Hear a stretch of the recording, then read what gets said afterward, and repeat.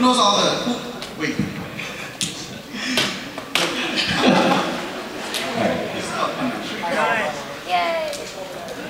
In the Philippines, there is an island, one of 7,000, born by the blood mixed with the fresh water of rice paddy tresses, and the texture of brown hands pulling fishnets from oceans parched with salt, dressed with the tihatian spears, and the Nagyat shields. We have been there. In the north, I'm surrounded by my mentors. My uncle, who teaches me how to catch fish with his bare hands. My lola, who tells me how she raises her children. My mother, who instills in me strength in education.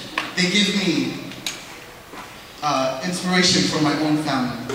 My parents are messengers from the south. They paint barangay in the portrait of jungle, of long walks to school, regardless of typhoon weather, of inspired memories that make me wonder why they would leave. From the north, I continue family traditions. From the south, I translate stories. We draw lines across an ocean, east to west, to stretch the branches of our family tree. People say that I'm the reincarnation of my great-grandfather, a man who died a week before I was born, who left behind a legacy of people.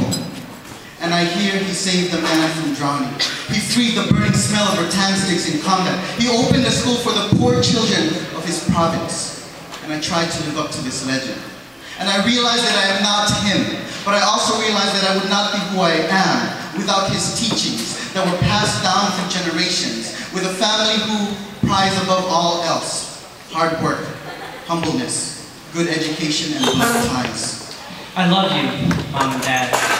But we never said it so bluntly, never shared it beyond tears or bruises. All that ever mattered was if I could make it as far as you did, crossing miles of blue to find home here.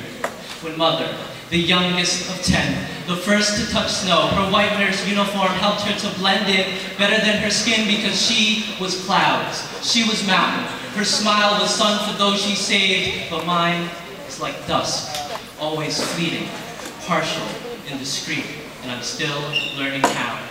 And my words are always treading like my father, who found strength in silence, could never carry fine china in his voice, but understood its use beyond a fine point pen, atomic and senseless, even when my sister and I were correct in our pursuit to help others. But when he started to repair people instead of cars, his thick, dry erase markers faded, the grease on his fingers washed away, and his stories gently unraveled.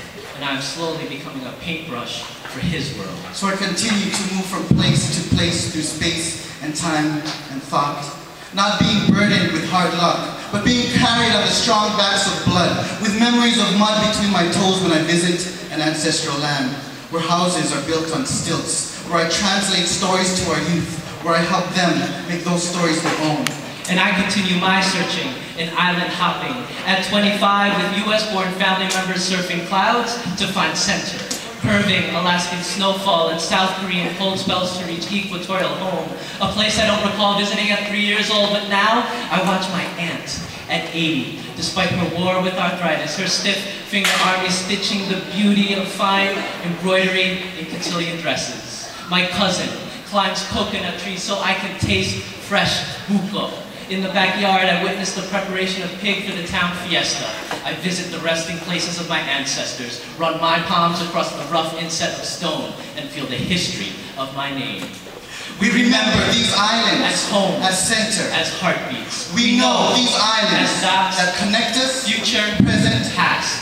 We learn that oceans can't keep us apart. Family, friends, lovers. We carry these stories to new places, to new homes, these stories to new generations of family.